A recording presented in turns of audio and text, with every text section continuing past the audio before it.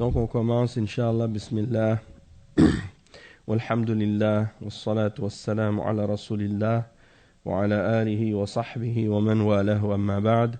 Donc on commence, comme je disais, le cours 139, et on est arrivé maintenant à la parole de Cheikh al-Islam ibn Taymiyyah, rahimahullah, lorsqu'il dit, wa qala sallallahu alayhi wa sallam, lillahi ashhadu udhunan, ay istima'an إلى الرجل الحسن الصوت بالقرآن من صاحب القينة إلى قينته.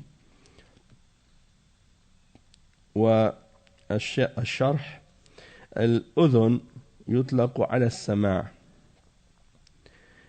كما قال عن المنافقين ومنهم الذين يؤذون النبي ويقولون هو أذن، يعني يستمع للوشات. يعني يصف الرسول صلى الله عليه وسلم، يصفون الرسول صلى الله عليه وسلم بأنه يستمع للوشاة قبحهم الله. إذن أذن يعني يسمع، أذن يعني يسمع. والله عز وجل يحب من عبده أن يتغنى بالقرآن. قال صلى الله عليه وسلم ليس منا من لم يتغنى بالقرآن، يعني يحسن صوته، والمراد بالتغني تحسين الصوت، لأن لا أنه يجعله على شكل الأغاني والتمطيط، بل يتغنى يعني يحسن صوته بالقرآن، لأنه يقرأ كلام الله، لا يقرأ كلام مخلوق، بل يقرأ كلام الله ويستعد لإلقائه على أحسن ما يستطيع. Cheikh al-Islam ibn Taymiyyah, il cite ici une parole du prophète sallallahu alayhi wa sallam qui est rapportée par l'imam Ibn Majah et rapportée également par l'imam Ahmad. Et dans cette parole, le prophète sallallahu alayhi wa sallam, il dit que Allah Azza wa Jal, il est témoin et il écoute l'homme qui récite avec une belle voix lorsqu'il récite le Coran. Donc Allah Azza wa Jal, il écoute la récitation de la personne qui récite le Coran avec une belle voix. Et il dit, dans le Sharh, Cheikh Al-Fawzan, il explique que Al-Udhun, le terme en arabe Al-Udhun, il est employé dans le sens de l'écoute, et de ce qui fait partie de l'écoute, et du fait d'écouter les bonnes choses, d'écouter la parole d'Allah, d'écouter le Coran, d'écouter les choses bénéfiques. Et on emploie aussi le terme udhun dans le sens donc de l'écoute. Et il mentionne comme référence à ça le verset 66 dans Surat At-Tawbah, dans lequel Allah Azza wa Jal, il mentionne les paroles des munafiqin qui accusaient le prophète sallallahu alayhi wa sallam d'être udhun. Ils l'ont mentionné comme étant udhun, mais dans le sens de vouloir le critiquer, dans le sens de la critique, en voulant dire il écoute les gens qui font an-namima, ou qui font la médisance. Et le verset, Allah subhanahu wa ta'ala, il dit dans ce verset 61, dans Surat At-Tawbah, ce qui signifie, et il est parmi eux, c'est-à-dire parmi les hypocrites, qui font du tort au prophète et qui disent, il est tout oreille. Donc, c'est-à-dire qu'ils l'accusent d'écouter les gens qui font de la médisance.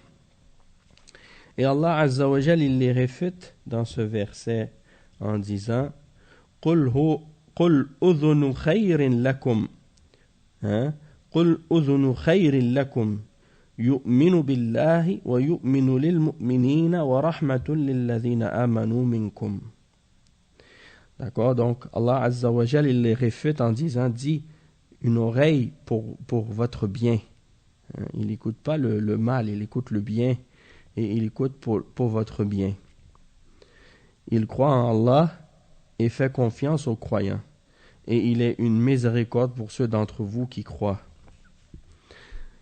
Donc le cheikh il explique que Allah Azza wa Jal, il aime donc la personne qui récite le Coran avec une belle voix. Et le prophète sallallahu alayhi wa sallam a dit ça dans le hadith justement qui est rapporté par Al-Bukhari selon Abi Hurayra radiyallahu anhu, dans lequel il dit: il n'est pas des nôtres celui qui n'embellit pas sa voix lorsqu'il récite le Coran. Hein? Man lam yataghanna bil Qur'an. Donc celui qui n'embellit pas sa voix en récitant le Coran. Parce que at-taghanni bil Qur'an, ça veut pas dire, comme le cheikh il l'explique, ça veut pas dire de chanter le Coran de la même manière qu'on chante les chansons. Ça veut uniquement dire d'embellir sa voix lorsqu'on récite la parole d'Allah. Parce que ce n'est pas la parole d'une créature, c'est la parole du Créateur. Et donc, il faut, lorsqu'on récite sa parole, se préparer à l'embellir et à la faire c'est-à-dire à la prononcer ou à la réciter de la manière la plus belle possible.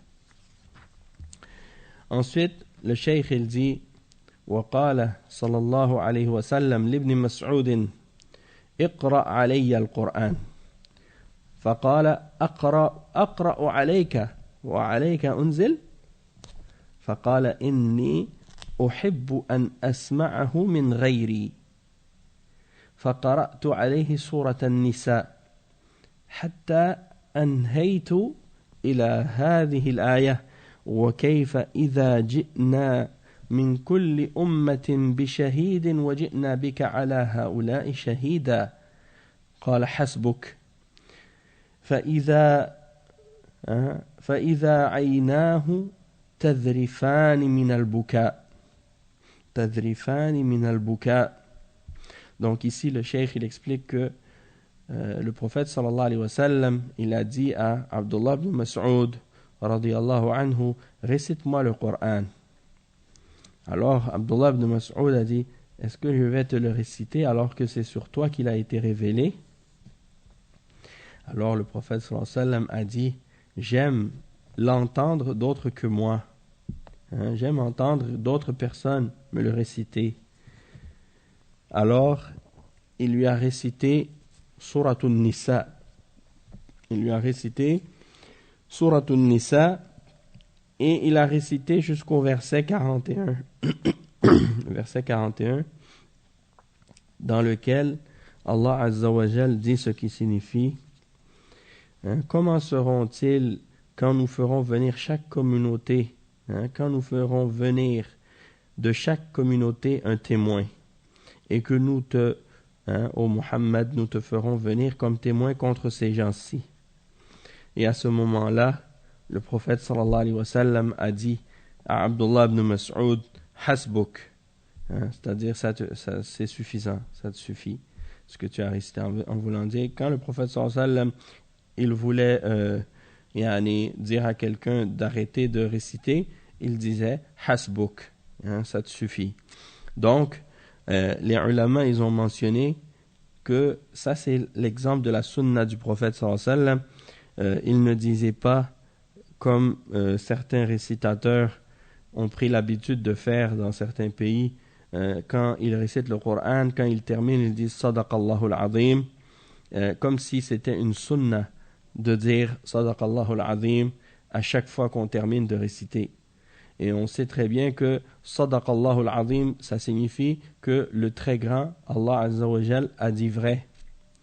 Et donc, ce n'est pas parce que c'est une signification fausse qu'on dit que c'est pas cette parole-là qu'il faut dire, mais on dit que c'est pas cette parole qu'il faut dire parce que ça ne fait pas partie de la sunna de dire Sadaqallahu al-Azim à chaque fois qu'on termine de réciter le Coran.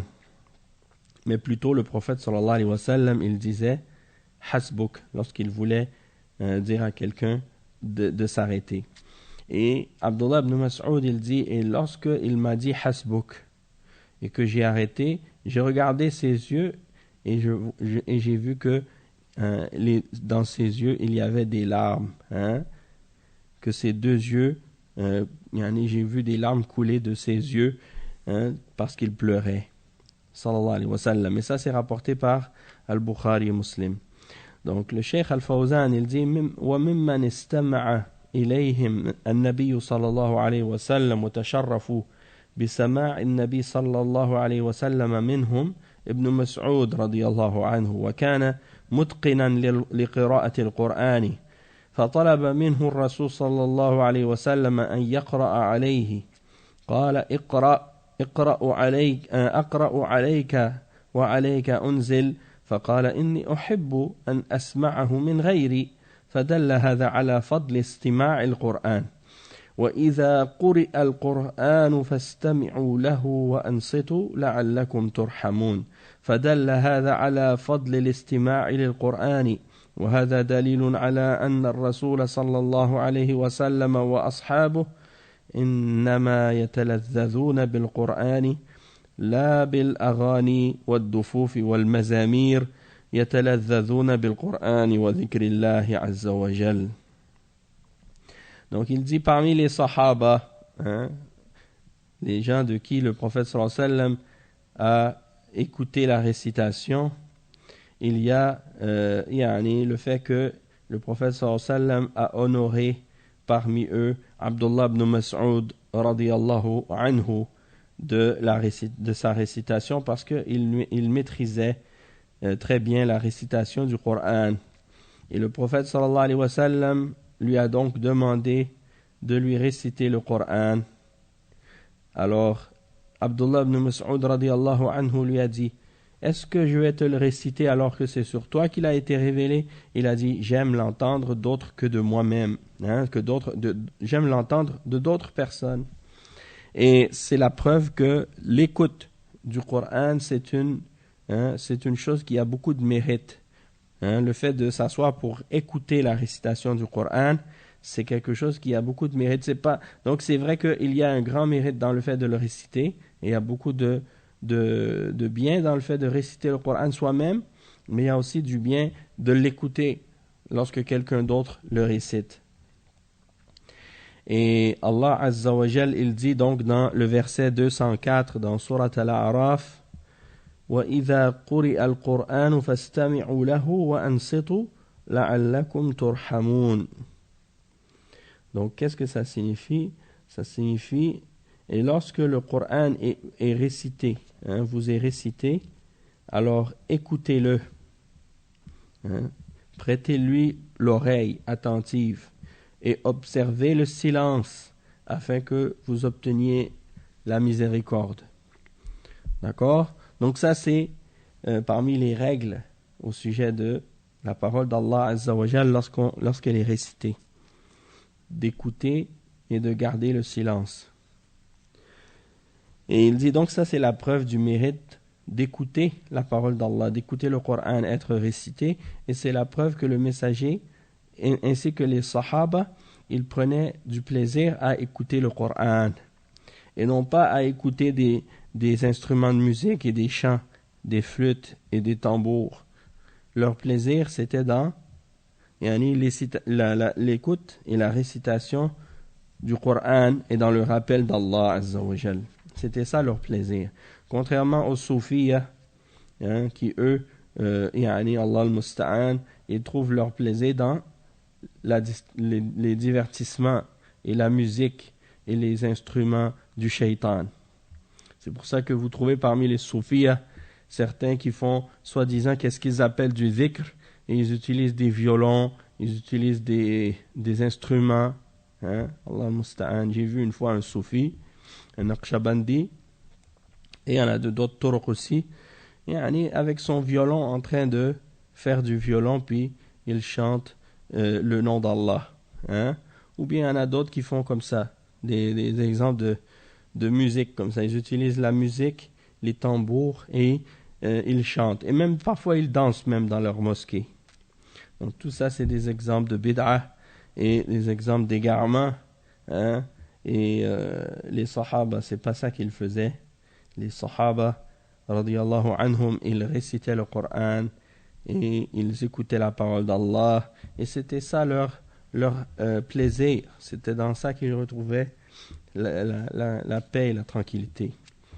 Ensuite, le cheikh, il dit, ومثل شيخ الإسلام ابن تيمية, il dit, ومثل هذا السماع هو سماع النبيين وأتباعهم كما ذكره الله في القرآن فقال أولئك الذين أنعم الله عليهم من النبيين من ذرية آدم وممن حملنا مع نوح ومن ذرية إبراهيم وإسماعيل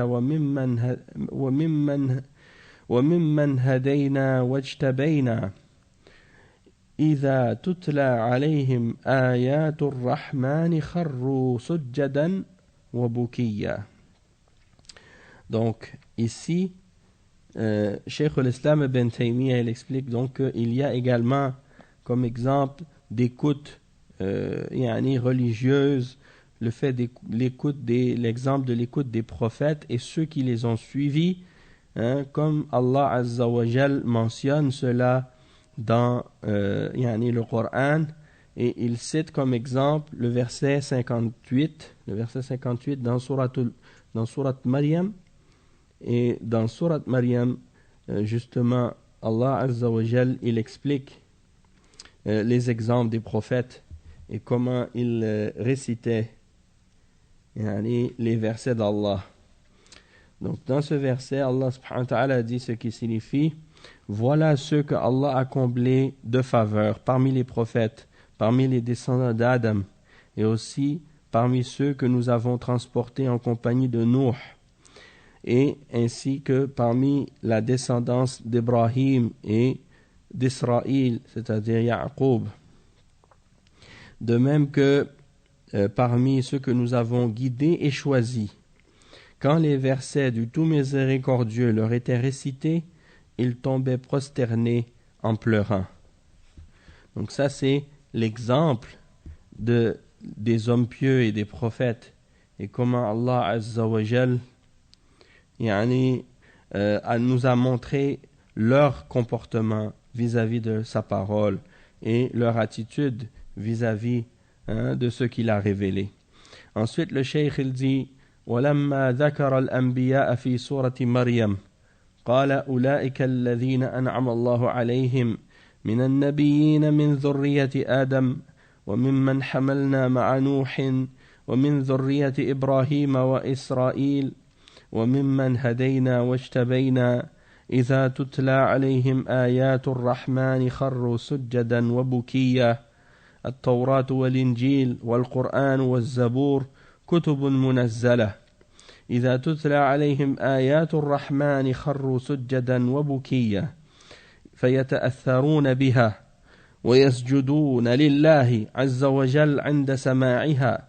وقال عز وجل في سورة الإسراء: قل آمنوا به أو لا تؤمنوا إن الذين أوتوا العلم من قبله إذا تتلى عليهم يخرون للأذقان سجدا ويقولون سبحان ربنا إن كان وعد ربنا لمفعولا ويخرون للأذقان يبكون ويزيدهم خشوعا وأهل الكتاب إذا سمعوا القرآن سجدوا.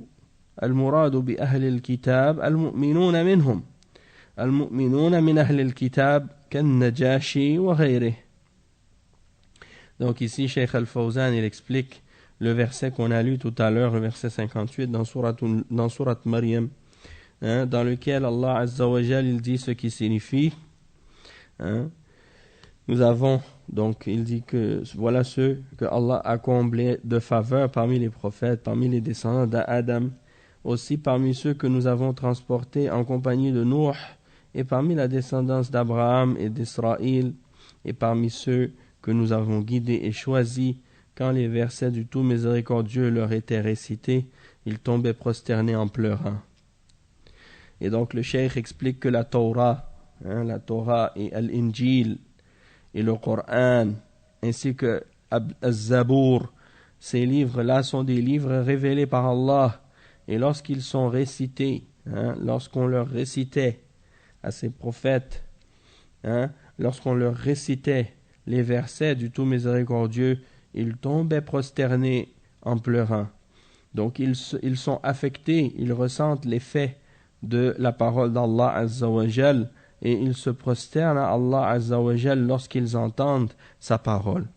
Et Allah Azza wa Jal, il dit aussi dans le verset 107 de 107 à 109 dans Surat Al-Isra, la signification de ça également. Et il y a plusieurs versets dans le Coran qui mentionnent ce genre d'exemple. Et donc, on va lire ensemble ces versets. C'est le verset 107 à 109, dans lesquels Allah Azza wa Jal, il dit ce qui signifie, dit, croyez-y ou n'y croyez pas. Ceux à qui la connaissance a été donnée avant cela, lorsqu'on leur récite, ils tombent prosternés, le menton contre terre. Et ils disent, gloire à notre Seigneur. La promesse de notre Seigneur est assurément accomplie. Et ils tombent sur leur menton pleurant. Et cela augmente leur humilité. Et ça, c'est une chose qu'on retrouve même dans les livres des Juifs aujourd'hui, même dans les livres des chrétiens. La prosternation, c'est une chose qui revient constamment dans l'exemple des prophètes.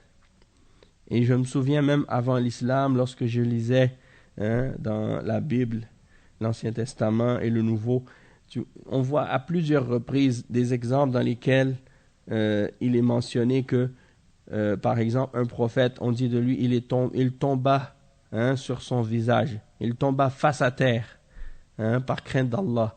Dans plusieurs versets, dans plusieurs exemples de différents prophètes, on voit qu'à chaque fois, quand ils sont, soit qu'ils sont en présence des anges, ou bien lorsque, par exemple, il y a Allah Azza wa Jal qui leur parle, ou qu'ils veulent implorer Allah, ou qu'ils sont pris de la crainte d'Allah, automatiquement, ils tombent face à terre. On les décrit comme ça. On ne dit pas qu'ils descendent lentement sur leur visage. Non, on dit ils tombent face à terre. Ça veut dire que c'est comme si ils font cet acte-là rapidement, comme si parce qu'ils ont été remplis de la crainte d'Allah au moment où ils font cet acte-là. Donc, même Isa alayhi salam, le prophète Jésus, le fils de Marie, on mentionne dans les évangiles la même chose, que lorsqu'il était dans le jardin des Oliviers, on dit qu'il était prosterné et qu'il pleurait en sanglots, en implorant Allah Azza wa Jal. D'accord? Donc ça, c'est des exemples qu'on retrouve dans le livre des Juifs et des chrétiens de la prosternation qui se retrouve là, à chaque fois chez les prophètes et les messagers. Et ça a été une preuve supplémentaire pour indiquer, surtout lorsque je cherchais la vérité, ça m'a fait comprendre que les gens qui sont sur la religion des prophètes et qui suivent réellement les prophètes, ce sont ceux qui se prosternent, comme les prophètes se prosternaient. Et aujourd'hui, si on regarde parmi les gens qui prétendent suivre les prophètes et qui prétendent croire au livre d'Allah, qui d'entre eux se prosterne? Seulement les musulmans. Tu ne vois pas les juifs se prosterner, tu ne vois pas les chrétiens se prosterner. C'est seulement les musulmans qui se prosternent comme ça. Parce que c'est seulement eux qui suivent réellement et vraiment les prophètes et les messagers dans leur comportement, dans leurs adorations, dans leurs croyances et dans leur voie et dans les règles qu'ils ont ramenées de la part d'Allah. Donc, le cheikh, il explique, il dit, les gens du livre, lorsqu'ils entendent le Coran, même lorsqu'ils entendent le Coran, ils se prosternent. Et quand on parle des gens du livre ici, bien entendu, on parle de ceux d'entre eux qui ont cru. Ceux qui ont, parmi les gens du livre, qui ont accepté l'islam, comme An-Najashi et d'autres également. Ils entendent le Coran, ils se prosternent. Le cheikh, il dit ensuite, Cheikh al-Islam ibn Taymiyyah, وقال في أهل المعرفة وإذا سمعوا ما أنزل إلى الرسول ترى أعينهم تفيض من الدمع مما عرفوا من الحق ومدح سبحانه أهل هذا السماع بما يحصل لهم من زيادة الإيمان وقشعر je m'excuse, ça c'est difficile à prononcer وقشعر الجلد وقشعار الجلد ودمع العين. Donc ici le Cheikh al-Islam Ibn Taymiyyah, il mentionne, il dit que les gens de la connaissance, Allah Azza wa Jal a mentionné à leur sujet, et lorsqu'ils entendent ce qui a été révélé sur le messager, tu vois leurs yeux se remplir de larmes, à cause de ce qu'ils ont reconnu de la vérité. Et Allah Azza wa Jal fait donc l'éloge des gens qui écoutent cette écoute-là, l'écoute de la révélation, l'écoute de la récitation de la révélation. Ça, c'est quelque chose qui a été glorifié, parce que c'est quelque chose qui fait augmenter la foi et qui fait frissonner leur cœur et qui fait leur peau avoir la chair de poule et qui fait couler les larmes de leurs yeux. Et Cheikh Al-Fawzan, il explique ce passage-là en citant les références justement dans le Coran qui ont été mentionnées par Cheikh al-Islam Ibn Taymiyyah dans les versets 82 et 83. Il dit, le Cheikh, وَلَتَجِدَنَّ أَشَدَّ النَّاسِ عَدَاوَةً لِلَّذِينَ آمَنُوا الْيَهُودَ وَالَّذِينَ أَشْرَكُوا وَلَتَجِدَنَّ أَقْرَبَهُمْ مَوَدَّةً لِلَّذِينَ آمَنُوا الَّذِينَ قَالُوا إِنَّا نَصَارَى ذلك بأن منهم قسيسين ورهبانا وأنهم لا يستكبرون وإذا سمعوا ما أنزل إلى الرسول وهذا في المؤمنين منهم ترى أعينهم تفيض من الدمع مما عرفوا من الحق يقولون ربنا آمنا فاكتبنا مع الشاهدين وما لنا لا نؤمن بالله وما جاءنا من الحق ونطمع أن يدخلنا ربنا مع القوم الصالحين.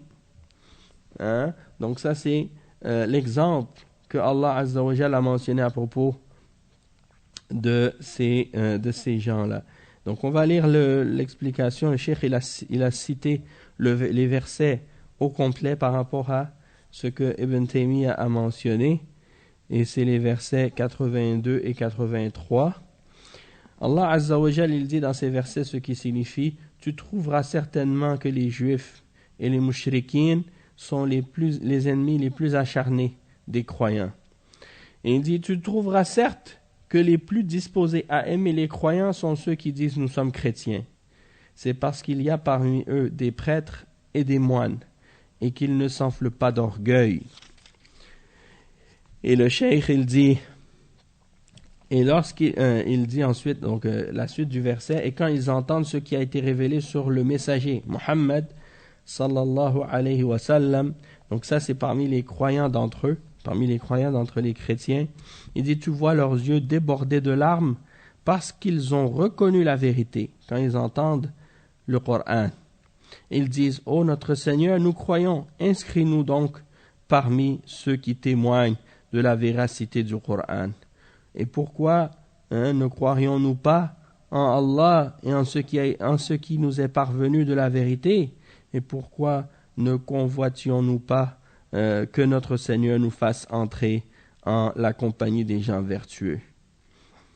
Donc ça c'est l'exemple de ce que Allah Azza wa Jalla a mentionné à leur sujet lorsqu'ils entendent la parole d'Allah. Ensuite, le fait que Allah Azza wa Jalla a également glorifié parmi les gens qui écoutent la parole d'Allah et qui écoutent le bien, ce qu'ils ont comme augmentation de la foi et qu'ils ont la chair de poule en écoutant la récitation, et ainsi que les larmes qui coulent de leurs yeux. Allah a fait la glorification de ça et a fait l'éloge de ça. Et il cite ici le Cheikh, le verset 23 dans Surat Zumar. Le Cheikh Al-Fawzan il dit, Allahu nazzala ahsana al-hadith kitaban mutashabihan. القرآن يطلق عليه أنه كله متشابه، يعني يشبه بعضه بعضا في الحسن، ويطلق عليه كله أنه محكم، كتاب أحكمت آياته، يعني أتقنت بمعنى الإتقان.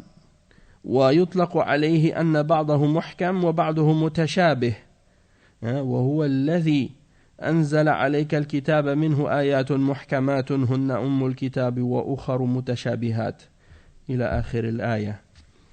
Donc le cheikh il explique ici par rapport à ce point-là le verset dans Surat Az-Zumar, le verset 23.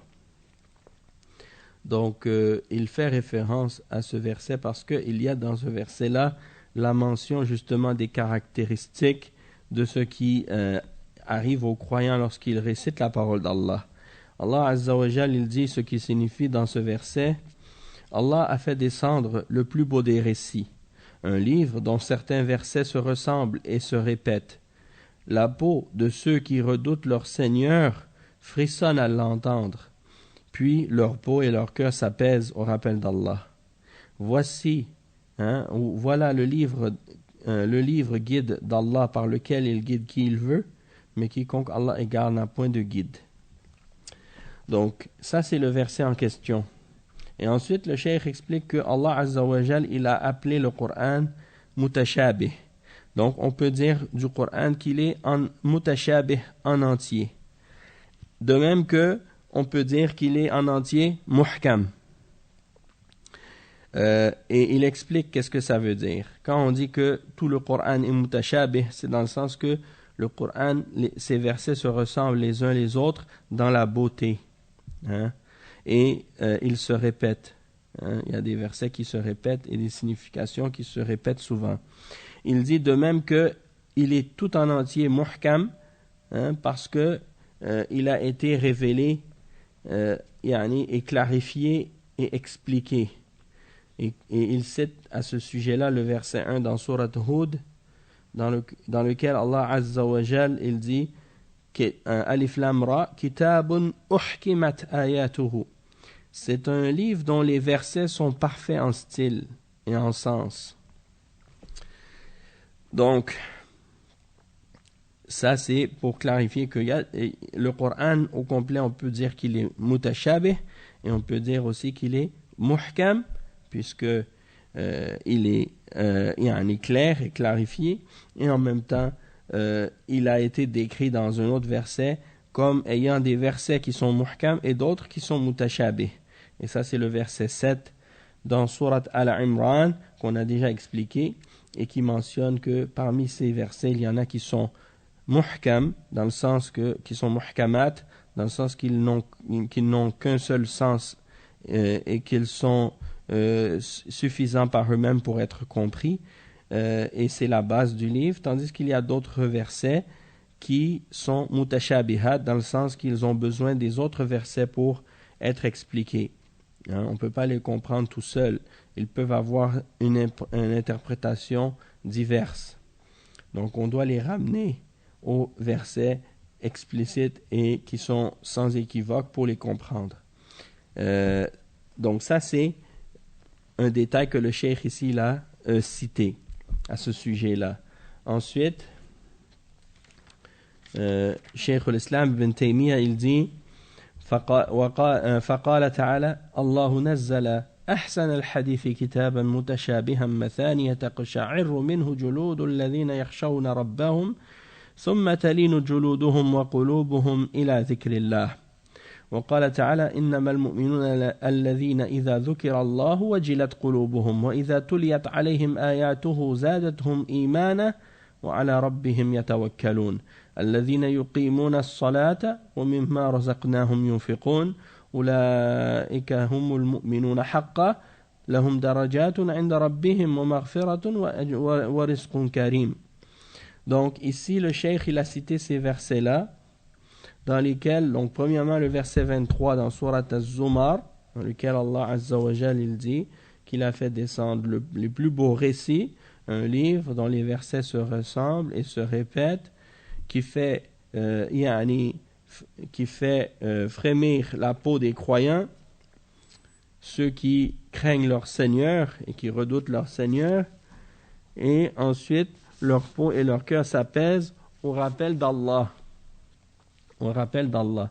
Et l'autre verset, les versets 2 à 4 dans Surat Al-Anfal, dans lesquels Allah Azza wa Jal dit, ce qui signifie, les croyants sont seulement ceux qui lorsqu'on leur récite, ou lorsqu'on leur mentionne Allah, leur cœur frémisse. Et lorsqu'on leur récite ces versets, cela augmente leur foi et ils mettent leur confiance en leur Seigneur. Ceux qui établissent la salat et qui dépensent de ce que nous leur avons donné comme subsistance, ceux-là sont les vrais croyants. Ils auront des degrés auprès de leur Seigneur et un pardon et une généreuse subsistance. Donc le Cheikh Al-Fawzan, il commente sur ces versets-là, il dit مثاني يعني تكرر آياته تكرر أخباره وقصصه لأجل التأثير على القارئ والسامع تجدون مواعظ القرآن وأخبار القرآن مكررة هذه المثاني ثم تلين جلودهم وقلوبهم إلى ذكر الله فهو يلين القلوب ويلين الجلود ويلين الجلود ذكر الله سبحانه وتعالى وإذا تليت عليهم آياته زادتهم إيمانا والشاهد من هذه الآيات كلها أن سماع المؤمنين هو القرآن وليس الأغاني والألحان التي عند الصوفية والكفار والمشركين هؤلاء سماعهم الأغاني والدفوف والمزامير وأما المؤمنون فسماعهم الذي يتلذذون به وتلين به قلوبهم وتقشعر جلودهم من مواعظه هو القرآن الكريم فرق بين هذا وهذا ولهذا تجد المفتون إذا سمع القرآن أغلق المذياع وإذا سمع الأغاني انبسط وفرح وتجده لا يصبر على القرآن ولا دقيقة أو دقيقتين أما الأغاني يمكن أن يقضي كل ليله ونهاره مع الأغاني والمزامير بل إن بعضهم يترك عمله أو يترك الصلاة ويذهب إلى أغنية فلانة لأنه جاء موعدها في البرنامج فيذهب ويحضرها لأن لا تفوته لأن قلبه مربوط بها والعياذ بالله. Donc le cheikh il explique et il dit que il a répété plusieurs fois Allah Azza wa Jal quand il dit dans le Coran kitaban mutashabihan mathani. Quand il dit mathani, ça veut dire quoi mathani? Ça veut dire ces versets se répètent et ces informations et ces histoires se répètent dans le but de donner un effet, dans le but d'affecter le croyant et celui qui récite et celui qui écoute le Coran. Et c'est pour cette raison que tu vois que les exhortations du Coran et les informations qui sont mentionnées dans le Coran se répètent souvent. Et c'est pour ça Allah Azza wa Jal il décrit le Coran comme étant mathani à cause de ça. Il dit ensuite dans la suite du verset ثم تلين جلودهم وقلوبهم إلى ذكر الله, c'est-à-dire que leur peau et leur cœur s'apaisent au rappel d'Allah. Et donc ça c'est pour dire que ça apaise les cœurs, que ça apaise que ça calme leur peau. Et ça c'est le rappel d'Allah qui a cet effet-là sur eux. Et ensuite il mentionne dans Surat Al-Anfal le verset 2, lorsqu'on leur récite ou lorsqu'on leur récite ces versets, cela augmente leur foi. Donc ça c'est parmi les effets de la récitation et de l'écoute de la parole d'Allah. Et qu'est-ce qu'on veut tirer de ces versets qu'on a mentionnés? C'est que ça prouve que pour les croyants, l'écoute pieuse, elle est basée sur l'écoute de la révélation, l'écoute du Coran, et non pas l'écoute des chants, des musiques ou des instruments de musique, comme c'est le cas chez les soufiyas, ou chez les kuffars et les mushrikines, ou chez les juifs et les chrétiens. Parce que chez eux, c'est quelque chose qu'ils font constamment.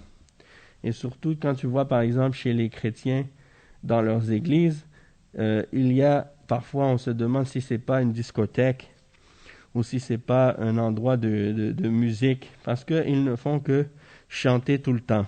Ils n'ont rien d'autre que ça. Hein? Et tu vois ça aussi chez les koufars et chez les mouchriquines et chez les soufis. Eh bien, les soufis, ils ont imité les chrétiens dans ces choses-là. Et c'est pour ça que leurs adorations qu'ils font, leurs bid'a qu'ils font, elle est remplie de ce genre d'instruments de musique.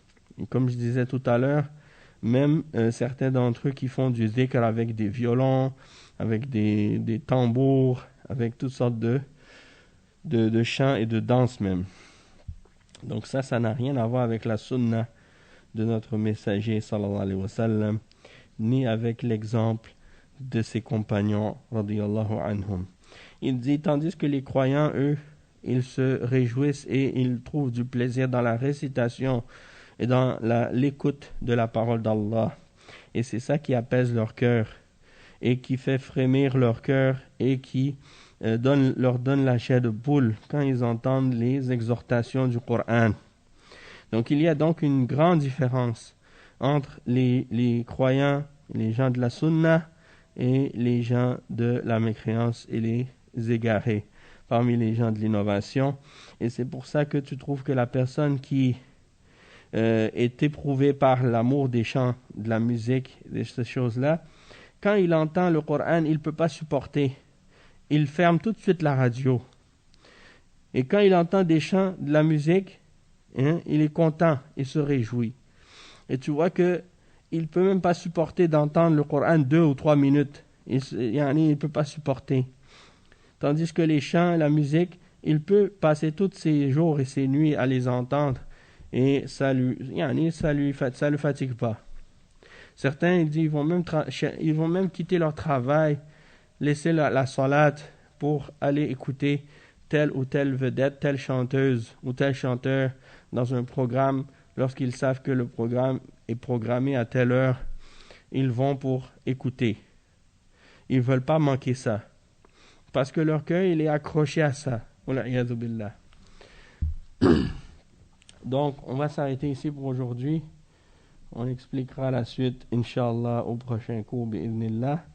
Subhanakallah wa bihamdik. Ashhadu an la ilaha illa ant. Astaghfiruka wa atubu ilayk.